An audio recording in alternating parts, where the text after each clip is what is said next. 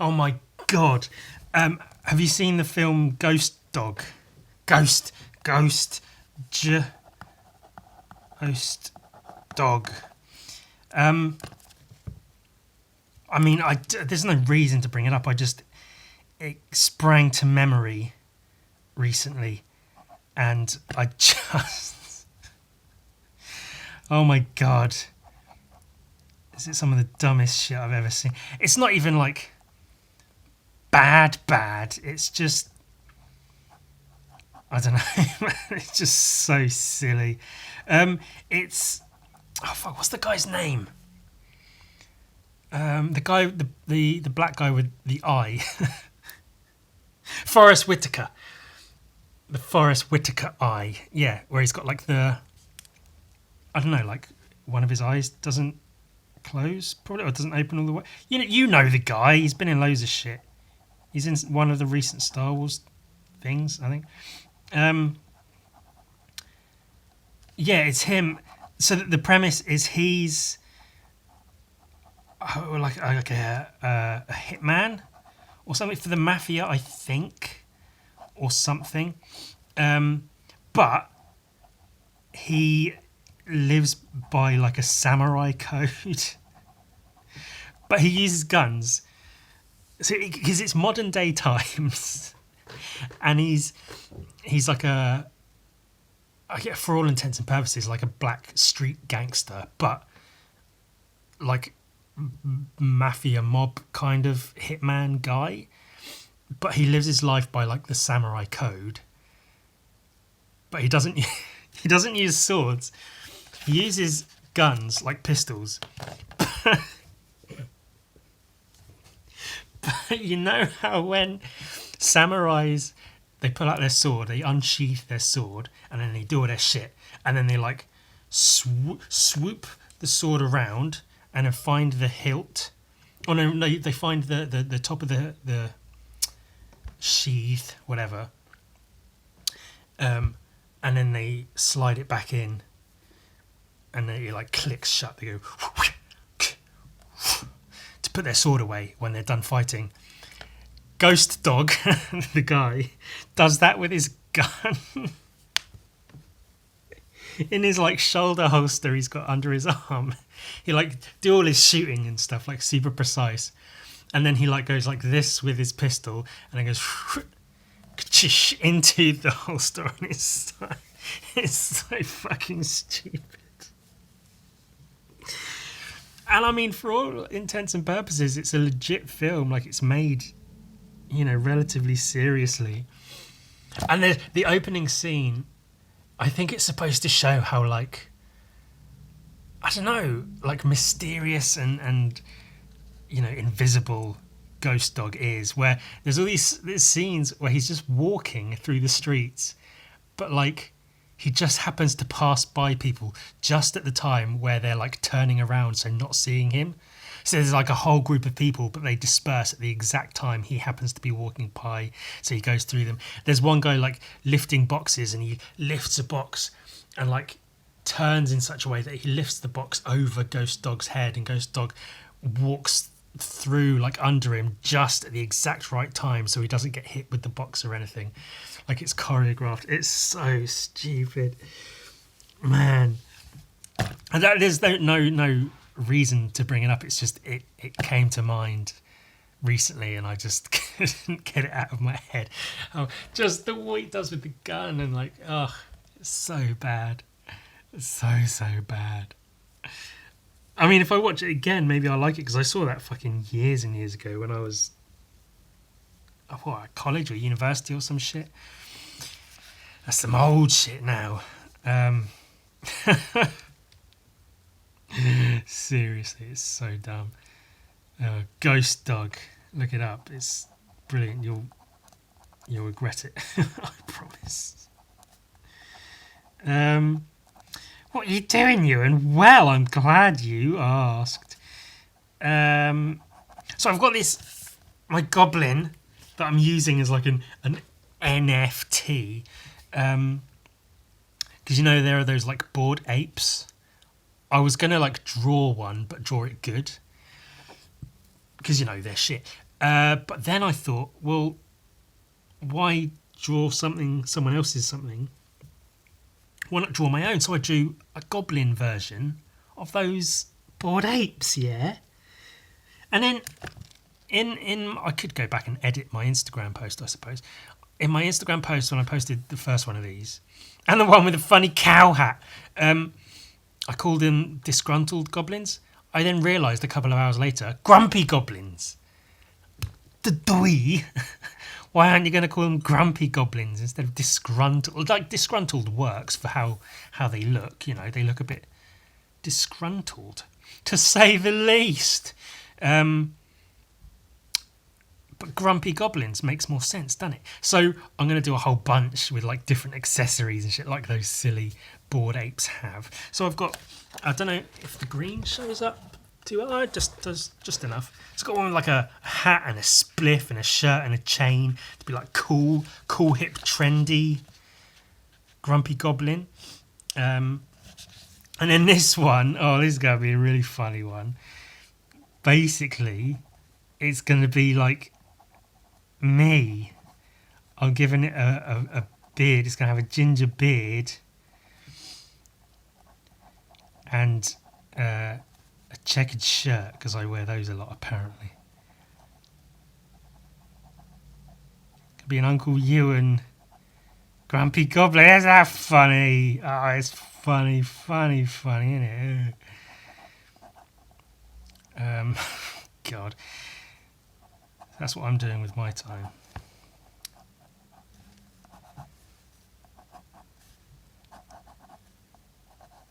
Is it going to be good? I don't know. That's up for debate, I suppose.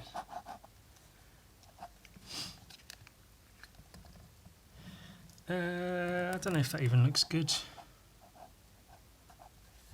Which way is that going? That way, so that go that way.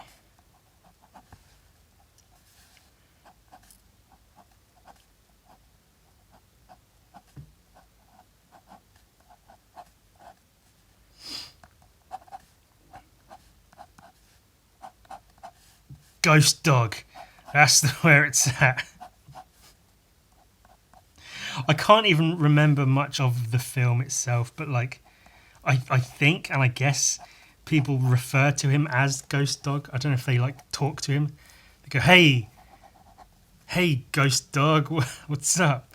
What's happening? How's it going, Ghost Dog? Oh, it's so bad. Look, that looks. You can see it's me, can't you? It just needs a funny, funny face. Oh, let's do those now. I've got a couple of other ideas, but I don't want to blow my wad too early, do I? I also learned recently. Oh, let's get some light, shall we? A palisade is a thing. I think I knew the word. I didn't know what it meant. I was watching. What was I watching? Something about Vikings. Something about Vikings overthrowing places in England.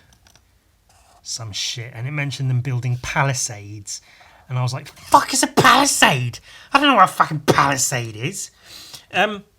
Turns out, right? You might already know this, so apologies if I'm telling you shit you already know. That's a palisade. The fence wall of stakes that I kept calling like a stake fence wall thing. That's called a palisade. Look at that. You learn some shit. Learned. You're becoming learned. Ewan's podcast is a teaching channel show. Fucking thing, whatever. Fucking whatevs. Give a fuck. A palisade. So that's something you know now. Congratulations on all of your knowing.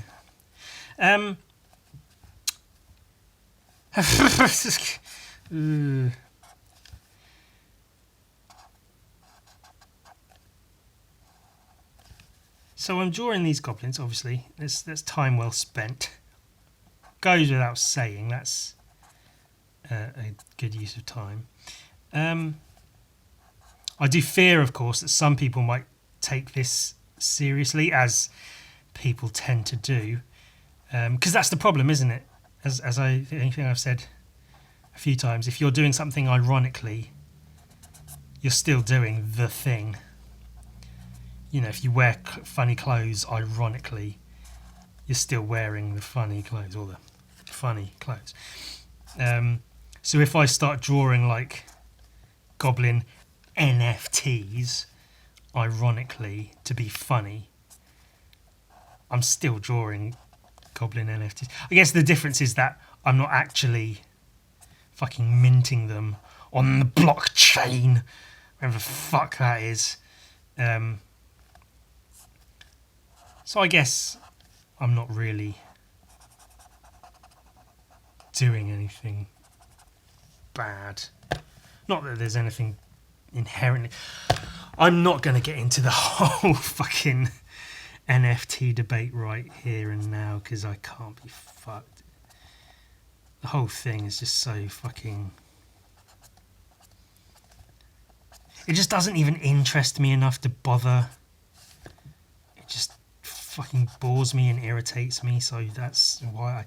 Anyway, Jesus, fucking shut up, cunt.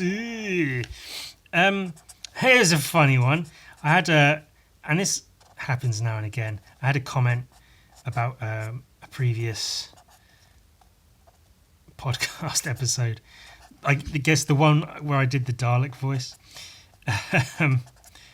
This person commented saying they couldn't stand the alien. Well, they called it an alien voice, I guess. I guess they're referring to the Dalek voice.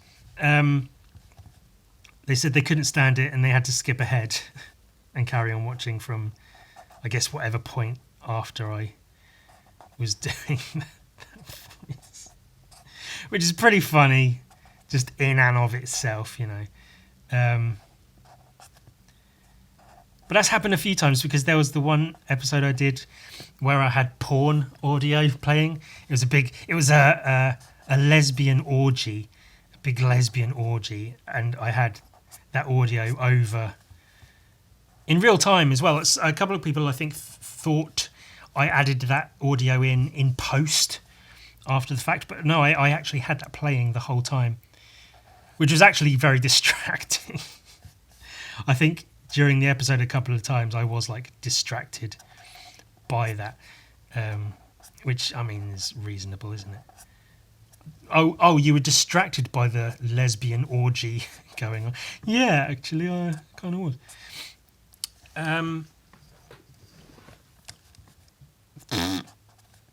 And then there was the episode I did. I don't know if I got too many comments about it, because I did get comments saying, like, about the one with the orgy being like, well, I wanted to watch Ewan's podcast, but can't listen to this one today because of all of the sex noise going on.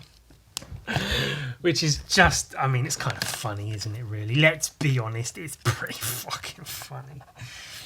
And then there was an episode which I don't think I got any comments about, really, but where I had two podcasts playing simultaneously, video and audio. And so you couldn't really make anything out, really. But it was just, you know, that's what I do, man. I experiment with the medium in which I'm working, yeah. I'm an artist, man, an artist, a student of art, of learning and experimentation through and through. You can't kill that, man. That instinct to experiment and create, yeah. So sometimes I want to talk in a fucking Dalek voice. Much to the dismay of people who might actually want to watch my fucking shit. Sorry to that person, you know, I apologise that you couldn't take my Dalek voice. No, I'm not going to do it. Can you imagine? So this is probably one of the worst ways to go about drawing all of this shit, is to do it by hand, then scan it in. And then the way I've been colouring these digitally is a way I've coloured stuff digitally for quite some time, is to get a layer of like a scanned in piece of old brown paper or something, and use that as a layer underneath the drawing, and then just cut out bits and recolour it, and then like shade and highlight them a little bit, which so every layer of colour has texture. It's got the texture of the paper to it, which I quite like. And because it starts as a brown, it's never just bright like red or green or whatever. It's like a slightly toned down, a bit of like a dirtier kind of colour or some shit. It's quite a long process, but then it's also considering I don't have like a tablet or anything to draw or colour texture in. Doing it that way, it's a lot easier to do with, you know, the fucking touchpad on my laptop. Because I don't have the, you know, I don't care enough really to bother getting hold of a tablet and then doing all of that digital stuff. So this works for me. Just a little bit of digital colour now and then, just with the old brown paper texture thing. That does me just fine. Especially when it's just a small thing like this. It doesn't really matter. So it's completely fine to just do it that way, I guess. This is Thistlebone. I've shown this already. I know. I think I even did a whole separate video of it. And I think I showed it in a podcast and then did a separate video. But I just fancied looking at it again. In an upcoming comic I'm working on, it's going to feature a cult for about a good sort of 5 or 6 pages, maybe 4 or 5 pages. There'll be a cult in it. So I'm, you know, look at this, absorb some of this cult action going on. The colours in that. Nice, very, very pale light blue background with the purple figures there. And I do like the white. As always, the little crayon people. Just like white square gowns that they're wearing. Look at that. How nicely painted that is. It's not even like hugely detailed or anything, but it's like, it's just enough, man. The Simon Davis character. Davis? Simone Davis. That's it's not pronounced like that at all. Yeah, he's fucking good though, isn't he? I go again and again. He's a portrait painter by trade, but he's done a bunch of comic work and some slaying, and he's done this. Book 2 of this is coming out very soon, I think, in the next couple of months. So that's one I'll keep my eye on. God, look at that, all the animal heads. The lighting is so good. Obviously, the blues, the deeper, darker blues to show that it's nighttime, and then the yellow glow of the torches behind them. And I love how like blocky he paints, but he places every sort of block of colour in just the right place to catch the light of whatever. These bigger animal spirits, that's really cool. Oh. Thistlebone. Yeah, you can see that he's a portrait painter. Just these faces are just so well structured, so spot on.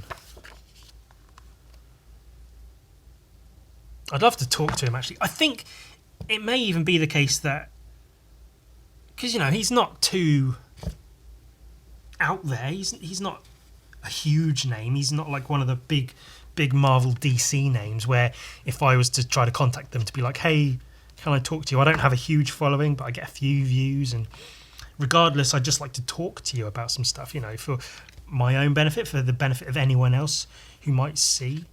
Because I'd love to talk to him about some of his techniques and stuff. For one thing, I'd love to know how much reference he uses and then how much he makes up on his own. Because some of the facial expressions and stuff, not to say you can't do that without reference, but it's almost so spot on. It's like, it's hard to imagine that he doesn't have reference. But then it's like, surely he doesn't take reference pictures for every fucking panel. So he must just be fucking good. I love the big wash of green. It's Very nice. Very, very nice. I've mentioned a lot with his work. I've noticed it. A few comic book artists sort of do it, but I've noticed it most with Simon Davis's work, where he has one big sort of like splash panel or like one big page, and then some panels sort of laid over the top. Are there any more? There's a bunch in this book, so I'll, get to it. That's kind of that, but not quite. And obviously he doesn't put the panels over anything that he shouldn't, but he's just fucking good, mate. He's just fucking good. And I like that, she's got a blue face, which I assume there's no real reason for, maybe just to differentiate her easier from the other character, so you don't get confused or whatever. There you go. So you've got the main scene, and then this foliage motif carries on throughout the whole background into here, and then all these other not even panels. I love that it's a panel, but like it's not even a panel, it's just the characters painted on top. So cool. This is a really cool page. Couple of panels, the big dead bird, and then oh man, layouts like that are just so good, man. Because it's so easy if you're making a comic to get bogged down in just like 8, 6 or 9 panels per page. Maybe one's a bit of a weird shape, maybe one's got a weird border to it, but then to go doing stuff like this, like, that's so cool. And maybe that comes from more of a fine art sort of sensibility as opposed to a comic graphic design sort of one. Yeah, man, love that shit. Love that shit. I like the pages with the white, which part of that might be design, part of that might be, every comic book page has got to be done quickly, or relatively so. So you have maybe a few pages where you focus on more, put some more detail in, spend a bit more time on them. And then you have ones like this where I'm sure they still take a while to paint, different characters, different colours, highlights, a few shades. It's relatively time consuming, but not having to paint the backgrounds in has got to save quite a bit of time. But it's very effective, You have pages like this where it's all painted, very, very nice. And you have a few like this where it's a bit more bold. That's cool. Just her hair blending into the buildings there.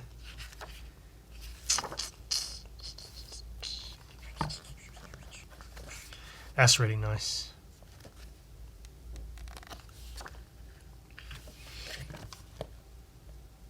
The glow of the window as she's looking in, and that's what she sees.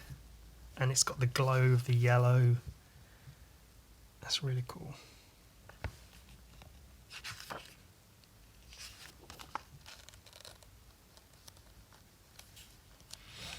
And I like this stuff. He's obviously very good at like this kind of thing. Almost looks like a movie poster. Like it could be a movie poster. And this whole like, what do they call it? Folk horror sort of thing. I guess you see more of it in movies than you do in comics and such.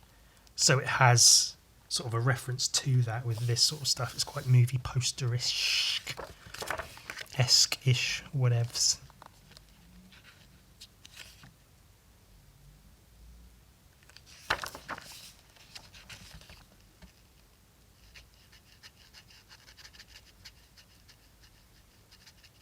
See, something like this guy here, his look, I mean, it can obviously come from Simon having, I guess, decades of portrait painting behind him and fine art and whatever. So he just knows what to put into a picture to make it look good.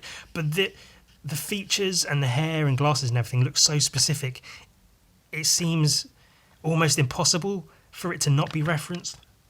But at the same time, it's completely reasonable to assume he just knows how to draw like that and paint like that. So, who knows? Well, I guess he knows. Mr. Davis knows. I don't know. Maybe I'll try and contact him one of these days. Just send him a message. Like, hey, I'm an artist. I make videos, chat and stuff. It would be really cool to have a chat with you about some of your work, some techniques and shit.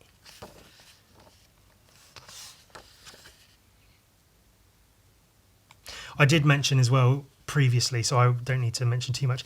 This looks like it might be referenced from a photo in that. Not that it's not a bad thing. It just is what it is. It looks posed. Like, it doesn't look very actiony. It looks like it's two people posing for a drawing or a painting. But then I don't know how you'd make it not look like that with this style. So it might just be me looking at it that way. I guess that's the problem. I've said it before. That's one of the problems I find personally with doing action poses in a more photorealistic kind of style, in that the human body can actually only stretch and exaggerate so much. So if you're keeping human proportions realistically, like a screaming face can only... Like, if I was going to draw a screaming face, I'd do the mouth huge and the eyes bulging out and all the expressive lines and stuff. Whereas if you're keeping it grounded in a realistic style, I don't know, it looks like a balloon's just popped and she's like in mild shock. It doesn't look like a pained scream or anything, or like a scared scream, or an angry scream from fucking stabbing the guy's eye out. But that's just, I don't know, like I say, it's just one thing I find in more realistic style. It's hard to exaggerate action and such. Really cool panels again, like those. I said, get off! You punched my nose. I can't put my finger on it explicitly, but like, I love stuff like this. This book, the way the book is painted, just something very pleasing to me about that. But like the dimensions and shit, and the lighting and stuff of that book, of how it's painted. That's quite cool as well, this whole Blair Witch fucking voodoo shit thing going on. I like these drawings as well, because they do look like, you know, old etchings or whatever.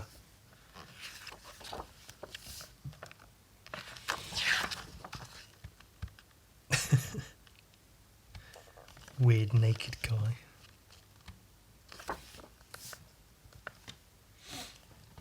That's cool. That's really nice, the lighting on there. The blood and all.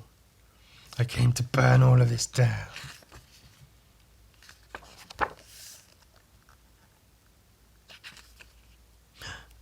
Fuck, I got impaled.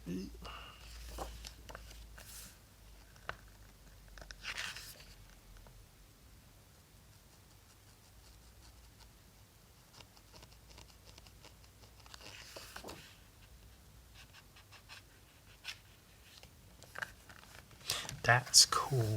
I like that a lot. Weird cult shit going on. That's gnarly. I like that.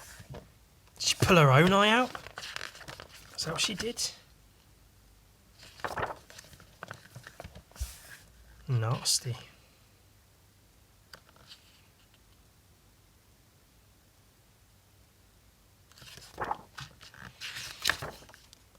That's nice. I love that. That was a cover for 2000 AD, I guess. That's really nice. A really good example of his painting as well. Because that feels like a, you know, like a fine art painting, like an observational sort of still life with skulls and stuff. Then throws the eyes in there. Whereas this, you know, it's more graphic art, comic book art. But then that feels a bit more solid. These are cool to see as well. The drawings that go under the painting. Thumbnails and then how they come to life.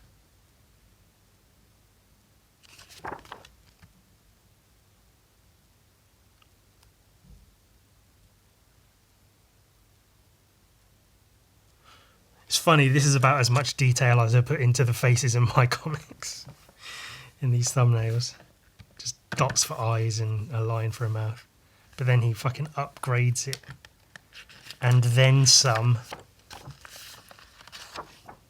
2 poisoned roots, spring 2021, yeah. Soon. I needed some ideas for some more like funny hats to put on these goblin guys. And then out of nowhere, a friend of mine said I should, completely separate from this, they suggested I should paint on a hat, like draw, for instance, Ren and Stimpy on a hat, and they'd buy it. And then they said hat and Ren and Stimpy in the same sentence. So straight away I was like, oh shit, Ren and Stimpy hats for the goblins. That would be funny, cool, funny fun, wouldn't it? I'm going to have to do this quick. Oh shit. I'll have to make sure this is going to fit. So I've drawn like some Ren and Stimpy hats. I don't know. Seemed like a good idea at the time. Yeah, that'll work.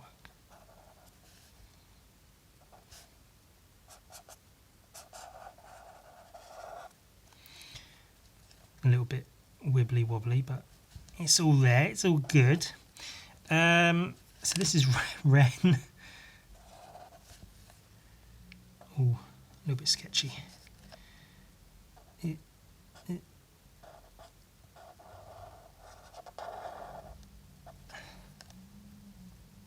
Yeah, that works. I don't know if it looks quite like Ren, but it looks Ren enough, doesn't it? And then we've got the old Stimpy. Stimpy's fun to draw. You know, Ren's a laugh and a half. But Stimpy's the fun one, isn't he?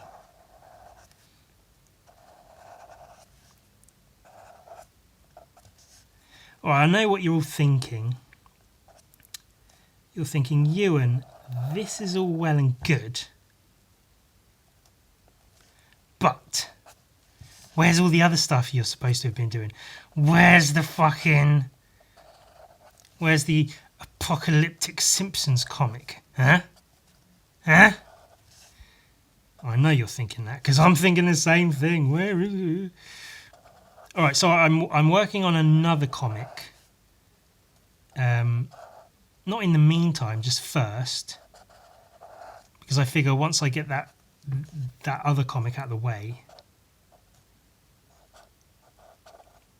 I think, because I started doing some of the pages for the Simpsons comic, and I wasn't quite feeling it. Because I want to make it good. I want to make it really good. And so I think when I had started doing it, I was a little bit like, I'll just get this done now, I guess. But I need to get into it to be like, yeah, let's fucking do this shit. So what I'm doing is, well, So here's the first couple of pages of the next Gun Viking comic. Here's the next page of the Gun Viking comic, yet to be painted. Oh, it's happening! It's all happening! Yeah, man. New Gun Viking on the way. Issue 5. I've got it all sort of roughly thumbnailed out. I know exactly what's going on every page. It's just a matter of doing it, getting it done. And so far, it's going well. I've got a few pages done. Well, about 2.5 pages done already. Just got to paint that third one. And then hopefully get that done within the next month or so. And when I get that printed up, I'm going to print a very, very limited run of standalone issue 4, because obviously issue 4 was only available in the collected graphic novel. So that will then be available. So I'll have issue 4 and issue 5 printed as separate comics. And I also, here's a thing, I have in mind a an absolute end to the Gun Viking saga. So issue 5 carries on after issue 4 from the first full graphic novel. And it'll be the first graphic novel, and the second one will continue and then end. It will end the story officially. It'll be the end of the Gun Viking tale. I've got I don't have much of the in between. I've got the first issue of book 2. So I've got issue 5 all figured out, how it's going to be, how it's going to look, how it's going to go. Got it all figured out, and then I've got most of the beats of the next couple of issues, and I think the second book will be maybe 4 issues like the first one, or maybe 3 issues, but the third issue will just be like an extra long one. It won't be divided necessarily. It'll just be like an extended thing. So I've got all the basic plot points mapped out in my head for those issues. I've just got to sort of work out a few bits of page structure and then get them thumbnailed. But I do have exactly in my head exactly how the final 3 or 4 pages are going to be. The very end of the Gun Vikings. There's going to be a definitive end to the Gun Viking story, which there's still, similar to how I did Gun Viking, the 24-hour one, I can still do that. There's still plenty of room for me to do that, to do tales told outside of the graphic novels that, in terms of timeline, could take place before what you read in the graphic novels, or sometimes maybe during, just on separate occasions and stuff throughout the story. Just different adventures. And there's also, as I've previously mentioned, I do want to do that sort of one-shot standalone book of just a single issue, 20 pages, and each page is 1 year in Gun Viking's life, going from when he was a child to where he found the gun originally, and then showing the time from him finding the first gun to him eventually becoming the Gun Viking we all know and love. 20 pages, 20 years, showing his sort of evolution into the hero, question mark, if he can be said to be such, which I don't know, maybe it's debatable. As well as, I have some other separate stories I'd like to tell, just random little Gun Viking adventure pieces, which I think would be quite cool. So I would like to do those at some point.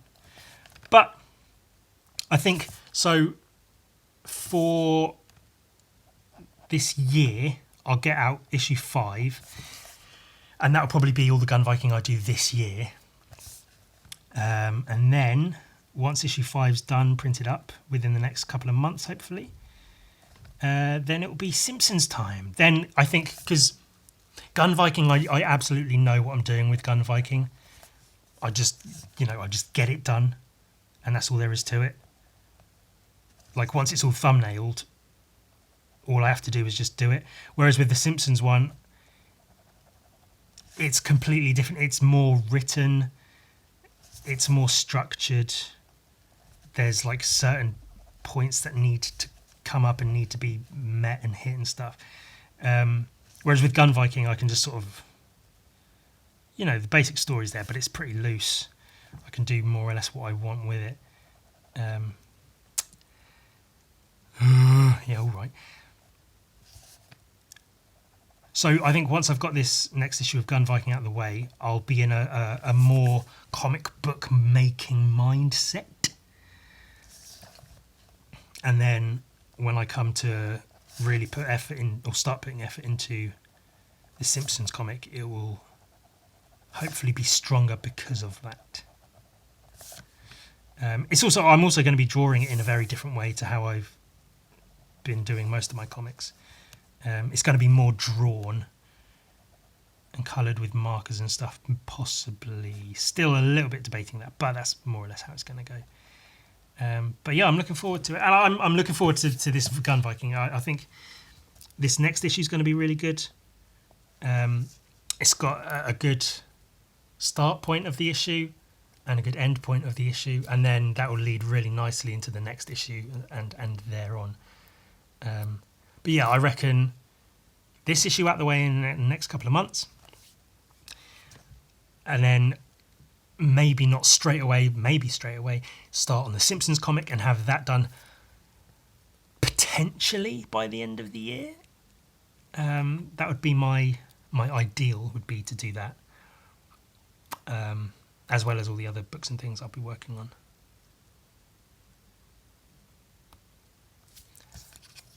So there's stuff going on, man. Stuff to look forward to, stuff to,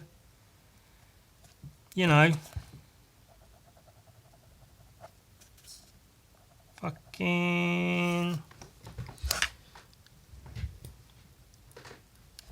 whatever.